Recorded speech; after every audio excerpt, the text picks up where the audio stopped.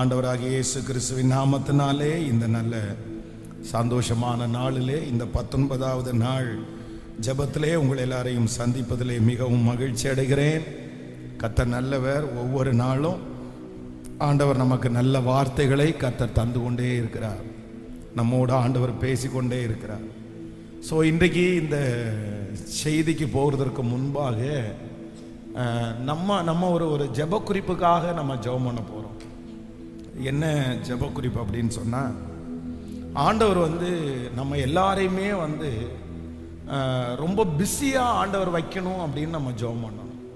எதுக்கு ஜெபம் பண்ணணும் அப்படின்னு சொன்னால், நம்மளை ரொம்ப பிஸியாக ஆண்டவர் வச்சுக்கணும். அது கர்த்தர் ஒருத்தர் மட்டும்தான் ஆண்டவர் அதை செய்ய முடியும், வேற யாரும் செய்ய முடியாது. சில நேரத்தில் நம்ம ரொம்ப வெறுமையாக இருப்போம், பிரயோஜனம் இல்லாதவர்களாக இருப்போம், என்ன செய்யணும்னே தெரியாது. நமக்கு முன்னாடி பெரிய டார்கெட் நமக்கு இருக்காது. எல்லாரும் ரொம்ப பிஸியாக இருக்கும்போது நமக்கு ரொம்ப கஷ்டமாக இருக்கும். என்னமோ நம்ம ஒன்றும் இல்லாமல் இருக்கிறோமோ அப்படின்னு எல்லாம் தோணும். ஆனால் நான் நம்புகிறேன், நம்ம ஆராதிக்கிற ஆண்டவர் நம்மளை என்ன பண்ணுகிறவர் அப்படின்னு சொன்னால், கர்த்தர் நம்மை இந்த சமுதாயத்தில் ரொம்ப பிஸியாக ஆண்டவர் வச்சிருக்கிறவர். அதை ஆண்டவர் ரொம்ப விரும்புகிறார். அதனால் ஒவ்வொரு ஆண்டவருடைய பிள்ளைகளும் இதற்காக கண்டிப்பாக நம்ம ஜெபம் பண்ணணும். நம்மளை ஆண்டவர் பிஸியாக வைக்கணும், நம்முடைய பிள்ளைகளை ஆண்டவர் பிஸியாக வைக்கணும்.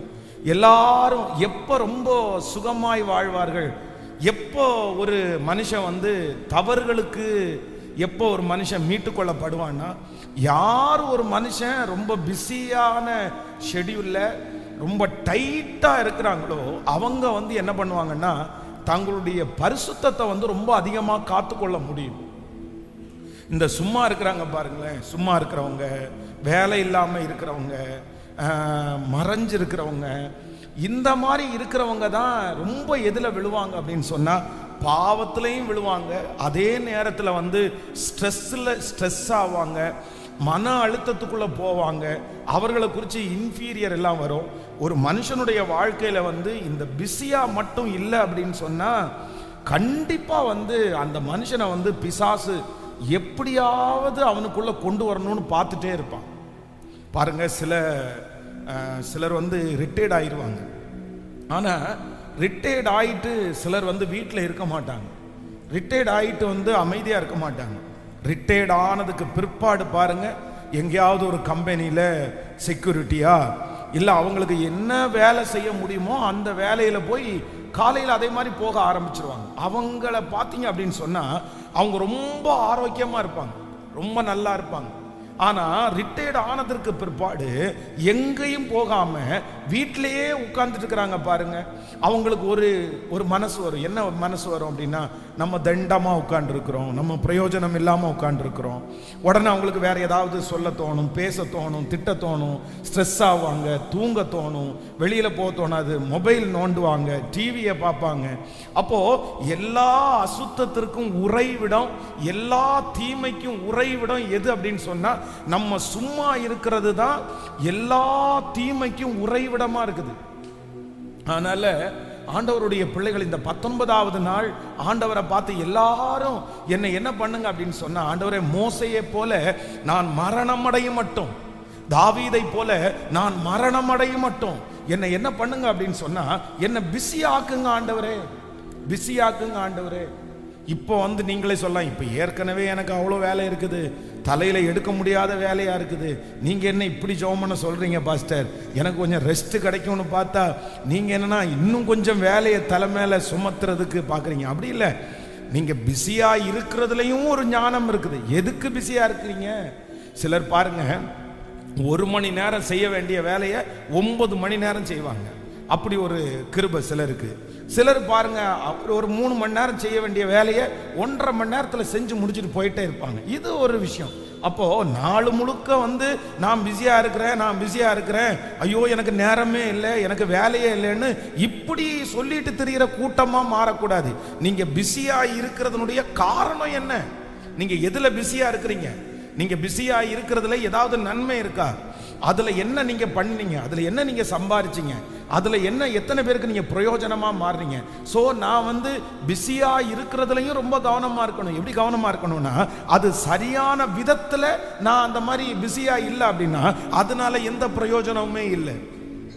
அதனால இன்றைக்கு ஜெபம் பண்ணுங்க, ஆண்டவரே என்ன சும்மா இருக்க விடாதீங்க.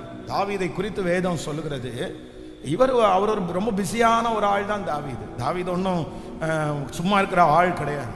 ஆனா அவருடைய லைஃப்லயே சும்மா இருக்கிறது என்ன அப்படின்னு சொன்னா ஒரே ஒரு டைம் தான். ஒரு 15 நாள்னு வச்சுங்களேன், ஒரு 20 நாள்னு வச்சுங்களேன். ராஜாக்கள் யுத்தத்திற்கு புறப்படும் காலம் வரும்போது தாவீது வந்து தன்னுடைய படை ஆட்களை எல்லாம் அனுப்பிட்டு அவன் வந்து தன்னுடைய வீட்டில் வந்து இருந்துட்டான். சும்மா எந்த வேலையும் இல்லாமல் அமைதியாக இருந்துட்டான். அந்த சும்மா இருந்ததனுடைய விளைவு அவனை எங்கெல்லாம் கொண்டு போகுது பாருங்க. சும்மா இருந்தது விளைவு மொட்டை மாடிக்கு போயிடுச்சு. மொட்டை மாடிக்கு போன உடனே தேவையில்லாத பார்க்க வச்சுது. தேவையில்லாத பார்த்த உடனே அதை அனுபவிக்க தோணுச்சு. அனுபவிக்க தோணுன உடனே அதை கல்யாணம் பண்ணலான்னு தோணுச்சு. அதை கல்யாணம் பண்ணலான்னு தோணுன உடனே அதுக்கு தடையா இருக்கிறவங்கள கொல்லலான்னு தோணுச்சு. அவங்கள கொன்னதுக்கு அப்புறம் இரத்த பழிக்குள்ள ஆளாகி இப்படியே அவனுடைய வாழ்க்கையில வந்து இந்த சும்மா இருந்ததனுடைய விளைவு பாருங்க. அவனை வந்து ஆண்டவரே சொல்றாரு. என்ன சொல்றாரு அப்படின்னு சொன்னா, ஆட்டுக்குட்டியை ரொம்ப பிடிக்கும் உனக்கு, ஆட்டுக்குட்டியை அவனுக்கு ரொம்ப பிடிக்கும். அந்த ஆட்டுக்குட்டியை வச்சு நீ கொன்னது சாதாரணமான ஒரு ஆளை இல்லை, என்னுடைய மடியில வளர்ந்த செல்லமான ஆட்டுக்குட்டியை நீ கொண்டிருக்க. அதனாலதான் ஆலயத்தை கட்டுவதற்கு கூட உன் கை ரத்தம் சிந்தி இருக்குப்பா.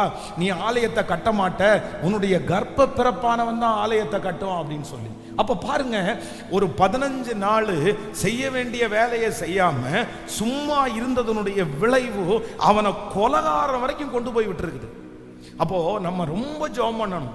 இந்த வாலிப தம்பிகள் தங்கச்சிகள் எல்லாருமே வந்து எப்ப பாவத்தை ஜெயிக்க முடியும் தெரியுமா, எப்ப அடிமைத்தனத்திலிருந்து வெளியே வர முடியும் தெரியுமா, யார் ஒருவர் வந்து ரொம்ப பிஸியா தன்னை வச்சுக்கிறாங்களோ அவங்க தான் அடிமைத்தனத்திலிருந்து வெளியே வர முடியும்.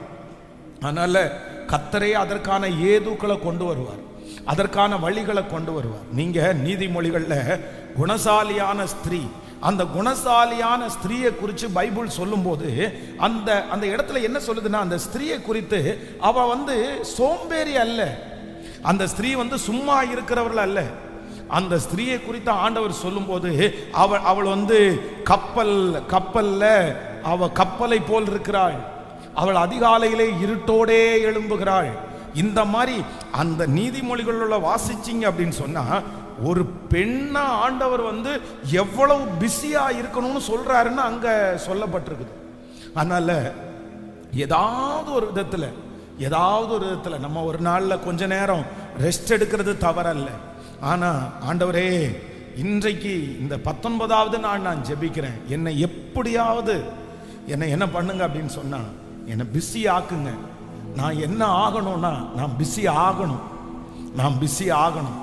என்னுடைய வீட்டை விட்டு நான் வெளியே போகிற மாதிரி ஒரு சூழ்நிலையை, இல்லைன்னா நான் ரொம்ப ஆக்டிவா இருக்கிறது மாதிரி ஒரு சூழ்நிலையை என்னை எப்படியாவது நீர் தட்டி எழுப்பி என்னை உற்சாகப்படுத்தி எனக்கு முன்பாக இருக்கிற இந்த சவால்களை, எனக்கு முன்னாடி இருக்கிற இந்த வேலையை நான் ரொம்ப துரிதமாய் செய்வதற்கு, மனசார செய்வதற்கு கர்த்தர் எனக்கு பலன் தாருன்னு கேளுங்க.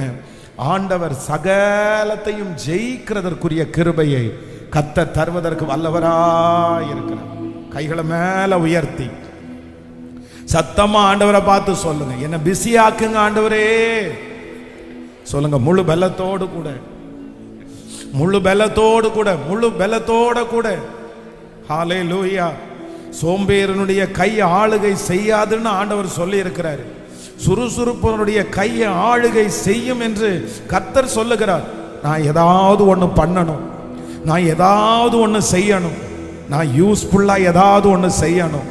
ஆண்டவரே, நீர் பிரியப்படுறது மாதிரி ஏதாவது ஒன்று செய்யணும், என் குடும்பத்திற்கு ஏதாவது ஒன்று நான் செய்யணும். இந்த ஜெபத்திற்கு பிற்பாடு சோம்பேறி தனங்கள் என்னை விட்டு மாறுவதாக. ஆண்டவரே, நொந்து போன இருதயங்கள் என்னை விட்டு மாறுவதாக. அந்த சோர்வின் ஆவி என்னை விட்டு முழுவதுமாக மாறுவதாக.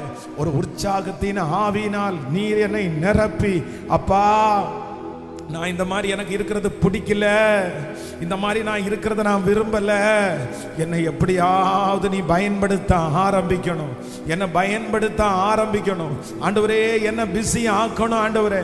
நான் சும்மா இருந்துடக்கூடாது, நான் அமைதியா இருந்துடக்கூடாது. யுத்தத்திற்கு புறப்படுகிற ஒரு மனுஷனாய், ஒரு மனுஷியாய் இப்பொழுது என்ன அலங்கரிங்கப்பான்னு சத்தத்தை உயர்த்தி ஹல்லேலூயா.